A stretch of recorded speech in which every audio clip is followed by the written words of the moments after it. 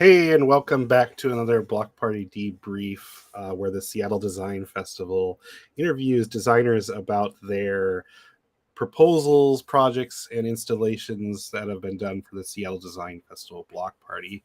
I am one of the coordinators, Trevor, along with my co-coordinator, co-host, Christine. Hello. And this week we're going to be talking to Denise Henrikson from EcoTHRIVE Housing. Denise has been part of the festival the last 2 years, 2022 and 2021. And they've also been a grant recipient, I think, both those years. Something new this week, which we'll get right into. Bring Denise on right now. Hi, Denise. Hi there. So welcome. Thank you. Trying to decide where to start this week, right? We're big fans of the Seattle Design Festival. Yes. Community engagement has always been part of what we do. And when we got the first when we got the announcement the year in 2021, it was Emerge. And It was perfect for us because we had been doing art out in the community, just setting up pop-ups. We would pre-batik some pieces of cloth and then just have paint and invite people to come and paint and ask. And then we would ask them, what do you need to thrive? Yeah. And hearing people's stories, they would talk about their thriving, but really what they would talk about is when they weren't thriving and things that happened in their lives where things went sideways. And the biggest difference was if they had community that sort of held them through that transition. And housing stability was another theme that ran through the hundreds of conversations that we had. So we had become committed to creating affordable, climate resilient housing. And we had been doing a couple of years of research, like what would that look like? What are some successful models around the country that really centers community and housing stability, not just as a place to move from, but as a place to really connect to. And so we applied to participate in the festival in 2021. And, because Emerge, here we were, community artists, but now we're real estate developers. And we weren't quite sure how we were going to do that, but we set up our paint booth at the festival and again, had hundreds of conversations with people. We had sort of visionary images of what we were trying to create and what we wanted to do. And we had, there we go. We had some amazing conversations with folks. In fact, Katie, who's right in that picture, is now one of our board members. And Dara Ith from Utopia Design Develop is the lead developer on the property that we just closed in Burien, where we are building 27 small cottages that will be affordable for people who are earning less than 50% of the area median income, which in this, around here, that's about $52,000 a year. They will be able to buy a cottage. We're actually part of a limited equity cooperative is how we're able to structure it. So the festival has been an incredible, that's it. That's where we started, right there. And we just got our zoning departures approved by the Burien City Council, unanimous approval last month. And now we're preparing our land use review. We're preparing to submit for our land use review probably by the end of this week. So we are really moving forward, and really, we would not be where we are right now if it hadn't been for the Seattle Design Festival, because the people that come there are interested in solving societal challenges and through a design lens, instead of let's pass a law so people do what we want them to do, let's just design it and solve problems through design. So that's what we're doing. That's what Seattle Design Festival's doing. And these are some of the simulations you can kind of see the scale of the cottages. The one difference is we're going to have these cottages are going to be nestled in a food forest because it is going to be for people with lower incomes. And So being able to grow a lot of food on the property is going to be important. Also with climate resilience, having some food security is going to be important for everybody, really. And these houses will be affordable for people to buy. So they only will need to income qualify to buy in. So it's really a legit alternative to paying rent. And having that kind of security as far as housing security, and then getting to know your neighbors, because everybody's going to co-own the village together. It's a limited equity cooperative model.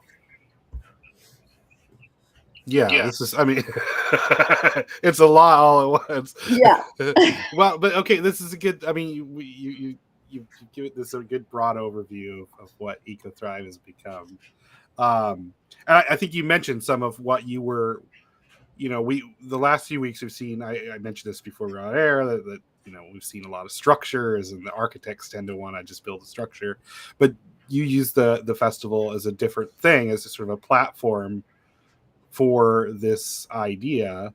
And correct me if I'm wrong, because the timeline got a little confused when you were describing it. When you say you came, so the idea of housing came from doing the artwork and people mentioning the need from that came prior to the first festival. That's right. Yeah, that's okay. right. That's gonna say, Yeah. It's not totally in the DNA. Yeah, the initial DNA. Yeah. Like, oh wow, it all happened there. Right. But with the idea was emerged that the theme that year in 2021, and so we had started as artists working in the community, real community connected art, and kind of conversation as a way to listening as a way to impact change. And so we, at that point, we had done a lot of research. We kind of knew what kind of a community we wanted to create. Yeah. So we had some conceptual images and then we had a pretty good spot where people would kind of walk by and it's like, well, what's this about? And then we would just get them talking and get them signing up on our mailing list. And now our mailing list is about 450 people, a lot of designers. And that year we had some conversations with folks, including Dara If, who she was just somebody at the festival. I didn't know she was a developer. She just asked a lot of questions and got back in touch with us about a year ago, a little less than a year ago, like February, and said, so where are you with your process? It's like, well, we're starting to look for land. And she said, oh, well, I'm also a real estate broker. I can help you with that. And so she did. And she found this 1.8 acre parcel in Burien. And we found a seller who was willing to wait while we got the funding together. And so we just closed on Valentine's Day, actually. So of this year. So that's less than a year from the time. It's just is happening so fast. Yeah. Well, yeah, it's interesting. I mean, yeah, you found the audience you were looking for. Which Absolutely. is interesting to me. It's always a question of, well, do all of these things at this event necessarily find the right audience, or the audience they were shooting for versus. But it sounds like it worked out. I was going to ask whether that hit expectations or you came in expecting something different. It was beyond. We just were like, we're just casting nets out there, right? We're just talking to people, but we made some really good connections of people that are still part of our team, and Dara just sort of took it and ran with it. We used to joke in our group because we've been researching. Those conversations, we had those conversations over like a year and a half and talked to literally over 1,000 people and asked, what do you need to thrive? And it was just kind of heartbreaking, really, to listen to stories, because we tried to go to places where there would be people that were experiencing homelessness, and people who, would just happen to be at the park. Housed and unhoused. And really the idea was for people to hear each other's stories and realize that we're all human beings and our You know, Yeah. the difference is whether you have a social safety net or not. That's a big one. Hmm. Because a lot of addiction is actually driven by despair. It's not necessarily people get addicted and then they fall through the cracks. Sometimes they fall through the cracks and then to cope they get addicted. And so it really does go both ways. So having a housing stability and having Hmm. community are really really important human needs, Hmm. and to do it in a way that's beautiful. Really excited to see the missing middle legislation pass in the legislature this year, because we had to work with the city of Burien to get the zoning variance we needed, and that took a while, right? You can't just snap your fingers and change zoning. But the model that we want to build is a really perfect for suburban infill, and Hmm. so our goal is to prove this model so that we can build more of it and really start to build ownership housing for people that are earning between 30 and 50% of the area median income. People that are working but might be doing social work, might be doing, things that are really important but don't pay very well. And Yeah. they deserve housing stability also. We all need it. So that's we our site, you can see, is a pretty steep slope. And so that was pretty fun building that. But anyway, so it would also draw people in, colors and Having the model. making Yeah. stuff, Yeah. interaction. This last year, we did kind of a, a revised design swarm, and Hmm. um, and what where will people park? Because parking actually is going to be a challenge, and where will people park? Where will and people had some really great suggestions and then some really silly suggestions, and so when we submitted for our zoning departures, we included some of the. We said, well, this is what the people at the Seattle Design Festival think, to the city of New York. And so the planners are getting a kick out of it. Well, yeah, I was gonna say, was there value? I guess there's probably some value to get public input ahead of time as well. But Oh, yeah. definitely. I mean, there were some really good, legit ideas that we Hmm. incorporated, and then there was some just, one of the ideas to solve the parking issue is just don't have any friends. So there was. So we submitted that to the city of Burien. Here's some solutions, and anyway, we have a good relationship with them now. They've been really good partners. And then you have yeah, it's impressive. Each year you have all these tables and things. You're running multiple activities at once in that booth. It seems like, I don't Mhm. know how you're managing that. Is there anything you could share with people about? I mean, this is sort of getting in the meta of it, but like, Yeah, just you know, how to run that, you know. well, the best thing is if you can have some that kind of some of the things that just sort of run themselves, like the Hmm. design swarm. We had the questions, and then we had sticky notes, and then we Oh yeah, seeded there you it. go. We put a few ideas out there so that people could just, um, kind of see what was happening and add to it. And Guess then I don't have a we photo. find it's really good to have something for the kids to play Hmm. with. So we would have some, like, kind of simplified site plans that they could color and draw in their own Hmm. houses and stuff. Because if you can keep the kids, busy, then you can have more Yeah. in-depth conversations sometimes with the grown-ups that they're with. Yeah.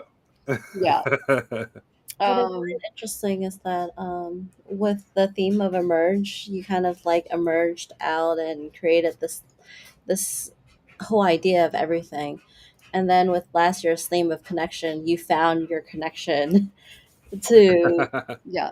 figure out where to build this. And Yeah.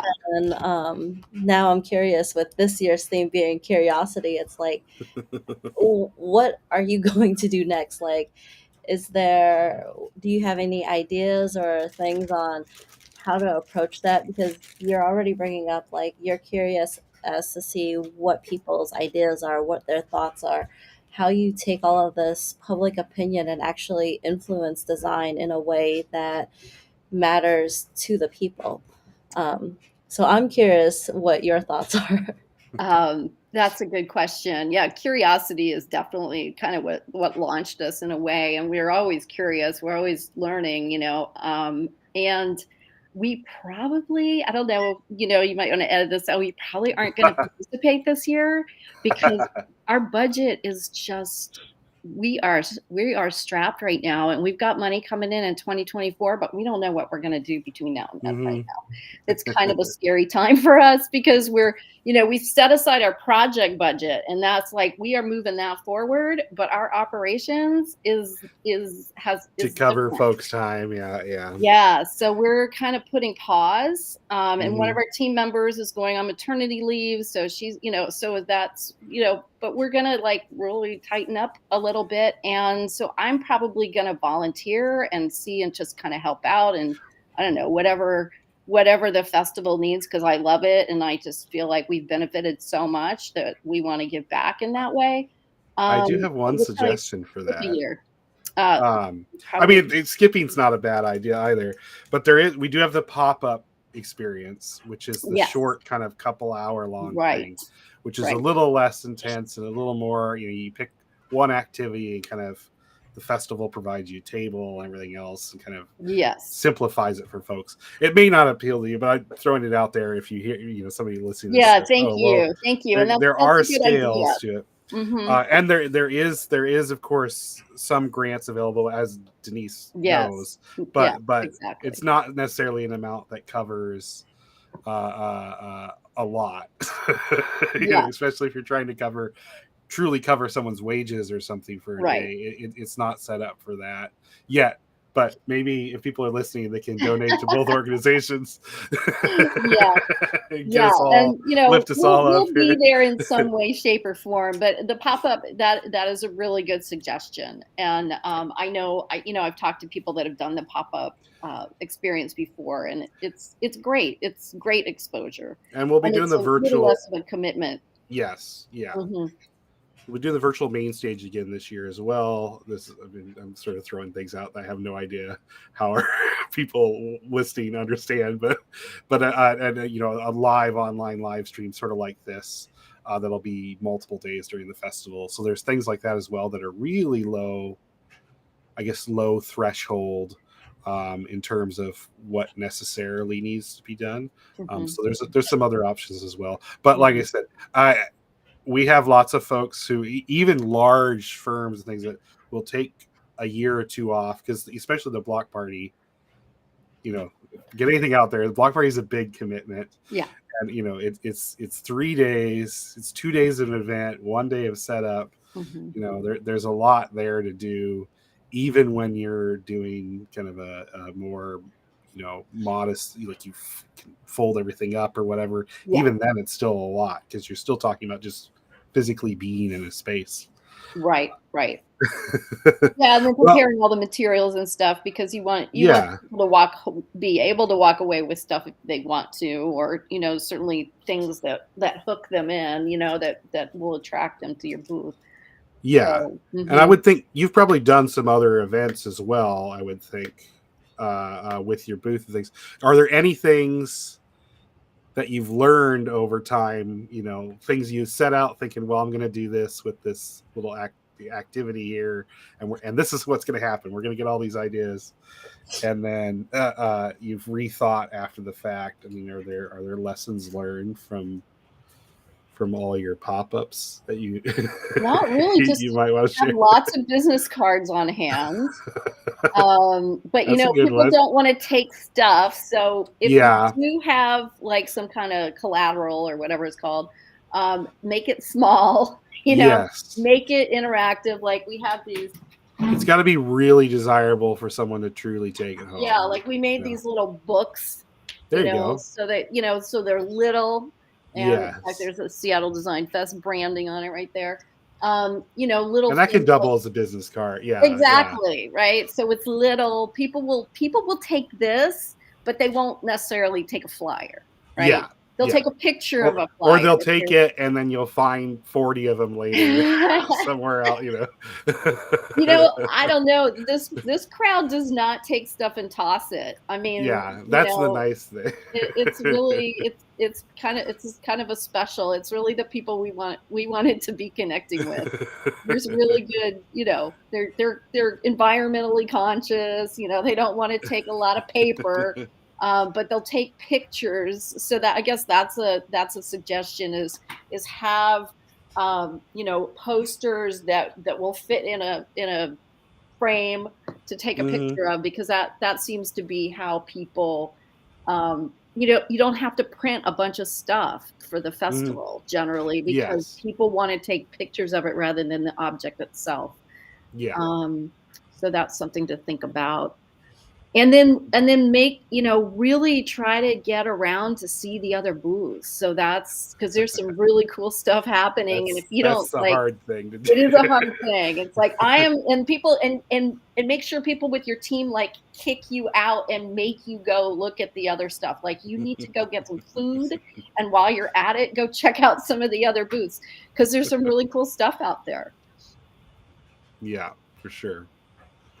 That is one Well, thing we are trying to do, like on a less commitment scale, is Mhm. get more volunteers just to help out with people during the festival, so that people that are actually manning their like Oh yes. site can actually go and see other things and do other things and do whatever. And there was a mixer about a week ago where a lot of people came and kind of just showed their interest, and we got a few people that were just interested in like day of volunteering, helping out, and just being there, being part of it. But they're just like, I'm just by myself. I don't have that much time on my hand to commit Yeah. fully. Yeah. But it's interesting just to be able to connect and get people's ideas and takes on different ways to engage. Yeah. yeah, upping recruitment like that is one of the goals of the festival, you know, coming forward here is, well, you know, raising funds is one thing to sort of, because then we can turn around and give those funds out, but we know for sure we can find folks who are interested, and if we can do that, then that helps. Like you said, if we can kind of start alleviating some of these areas, it helps a little bit, for sure. Yeah. Um, anything? Well, I don't know. We talked about things that you might have done different, which doesn't sound like not that many. Anything with the event would need to be different, you know, that would improve the experience for you. I Food love the closer to you. location. I love the location. Maybe food truck. Maybe a Yeah, food truck or two in the parking lot. yeah, I mean, there is some food at Mohai, yeah, and there's that cute little deli not too far away, that I discovered. Um, but you know, ice cream food truck. You yes. can't I go wrong with Yeah. an ice cream food truck. We keep trying it here and there, and it's like trying to find the right. Again, it's that right fit for the right audience, Yeah. right? It's like we've had food trucks, but then they're really set up to be like a fair, and then the audience that's there is not really that interested in getting, Mhm. you know, a corn dog or something like that. And we're all out there for 10 hours, so really we want water and ice cream. Yeah. Yeah. You know, Ice cream. yeah, anything is just really hot at the site. You press upon anything upon anyone, it's that it can get very hot. There's not a lot of shade out there. That right. Um, Yeah. But I love the new pavilion that was yes, showcased last year. That's really cool. that will And I, you house know, I pop up things. Yep, mhm, mhm. music as well. And yeah, those are some nice things, kind of long term efforts that are starting to come to fruition here. So Very cool. that's great. Um, and then I guess the process of being involved, you know, the submittal process, all of that went well with you as well, or at least you didn't have any hiccups, I guess. Yeah, no, it's pretty straightforward. That's Yeah. great. Yeah, you make it easy. Well, what if anybody's watching? I know we're going to clip these up into Instagram things as well. But if there's a takeaway, which you hit this in a bit earlier, that folks want to support EcoThrive, how do they do that? What's one thing they can do? to help? Well, let's see. Sign up for our newsletter. Hmm. Give us money. Um, our URL is ecothrivehousing.org, and we are a Yeah. 501c3 organization. And yeah, just keep thinking of wonderful ways to house people with lower incomes. There's a oh good, thank you. Um, yeah, it's really important. I heard somebody describe buying a house now is like leaping out of the water and reaching the fifth rung of the ladder. And so Yeah. we're trying to bring those rungs down a little It, bit lower, so it's easier, so that you can get a foothold or a handhold, and then get some stability, so that you can start dreaming up wonderful things. We have a lot of challenges. People need to have time to like dream and imagine without being stressed out about, if they're going to have to move soon. it's a Um, moving. It feels like a moving goalpost. I mean, I yeah, moved here in 2006. It was like, or 2005. Sorry. And even then, okay, well, you need to make this amount of money in order to afford, down payment, and that just keeps moving away. It's like, at this point, I'm an architect. I'm certainly blessed to make what I make, but somehow, even now, making what I thought would be unheard of at that time doesn't put me anywhere within reach. Yeah.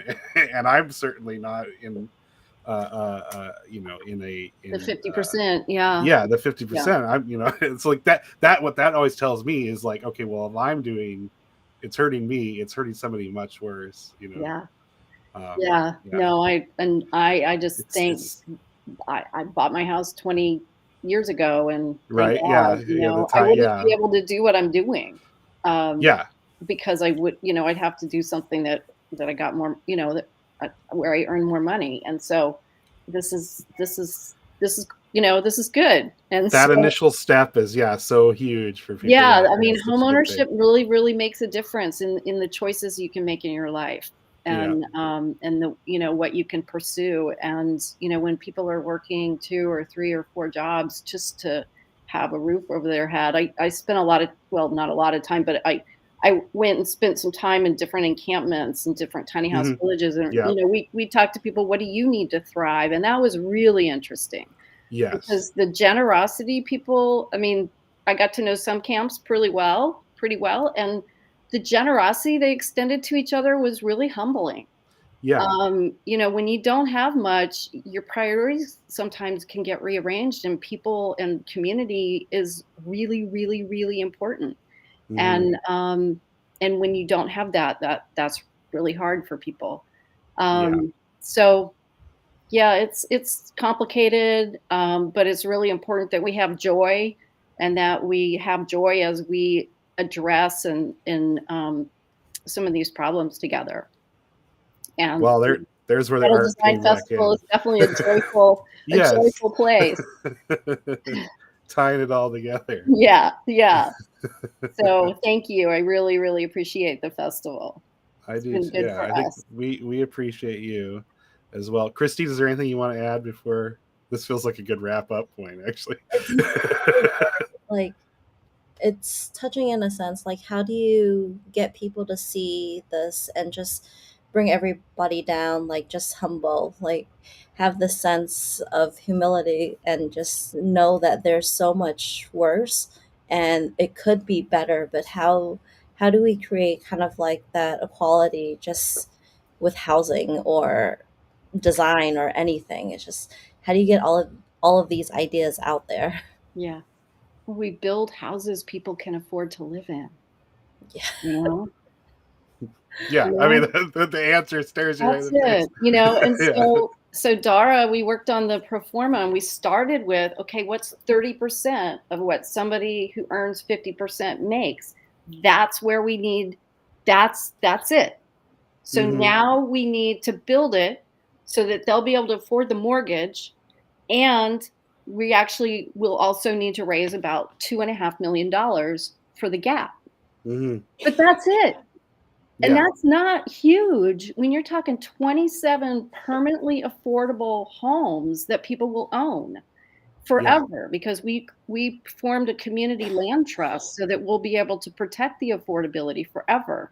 So that's not a lot of money when you look at how much we spend on trying to fix the problem temporarily, because that's a permanent solution. And so our goal is to make it beautiful, make it so people want to live there. The neighbors actually are supportive, which doesn't happen with a lot of affordable housing, right? They're supportive. They want their kids to move in, they want their, the people in their lives who also need housing. And we're going to be prioritizing people who live in work in Burien. So that's what we need to do. Build more housing that people can afford to buy. So that, lower income people, I was just reading that 9 out of 100 children that are in the lower 5th percentile, only 9 out of 100 ever make it out. Yeah. So when you are born into poverty, there's a 91% chance you're going to stay there for your whole life. So we need to create ownership opportunities so people have a way out of that. And again, the Seattle Design Festival, we met great people who believed in our vision and are now part of our team. And we're just so grateful. Well, you put the idea out there, ran, let the passion drive it, and then found the folks that could help make it happen. Yeah, I have a friend that says, who you are seeking is now seeking you. And you get that sometimes where people are like, well, that just sounds so convenient. It was like, well, that's just that's how that happens. Kind of how it works. Yeah. You gotta put it out there, Yeah. You've had my own experiences with, starting groups or things like that. And the first step feels so daunting. Like, well, how are we going to do this thing? Because you're worried about what you're going to do 45 steps down the road. It's like, we just went out and said, we want to do some stuff. Yeah. And then others kind of come along and start helping. And then, there's this ladder you're talking about. Right. So. That's right. Yeah. You got it. Yeah. Well, great. I think we could go on and on, but I think we're circling the same thing each time. So, Denise, thank you for being here and sharing. Hopefully, we'll have you back next year. Yes. Seattle Design Festival. Yeah, I'm sure we'll be in the same location. I'll participate somehow. We'll find a way to get you involved. Yeah. For anybody watching along on YouTube, if you're interested in the Seattle Design Festival, you can check it out at cdesignfest.org. Call for proposals is out and due in May or late May. And everything's there. I'm not going to go on more about that. Again, thanks again, Denise. Yeah, thank you. We'll see you. Take care. All righty. I'm going to throw an outro up here.